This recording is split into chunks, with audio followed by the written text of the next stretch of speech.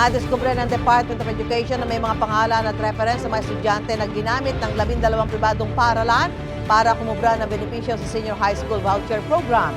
Batay sa pagsisiyasat ng Government Assistance and Subsidy Service at Private Education Assistance Committees ng DepEd, 3 ang paaralang iniimbestigahan sa Bulacan at 2 sa Pangasinan. Tig-isa naman sa Metro Manila, Tarlac, Pampanga, Rizal, Northern Samar, Davao del Sur at Maguindanao. Pinag-aaralan na rin ng DepEd kung idudulog sa Philippine National Police o National Bureau of Investigation ang investigasyon sa ghost beneficiaries ng SHS Voucher Program. Hindi naman sang-ayon si Education Secretary Sani Angara na alisin ang nasabing programa dahil maraming estudyante ang umaasa at nakikinabang dito.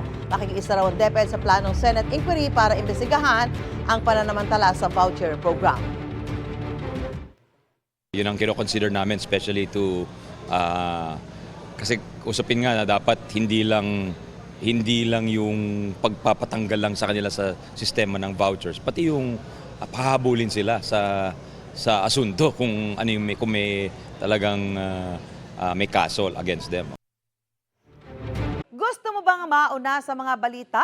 Mag-subscribe na sa GMA Integrated News sa YouTube at tumutok sa unang balita.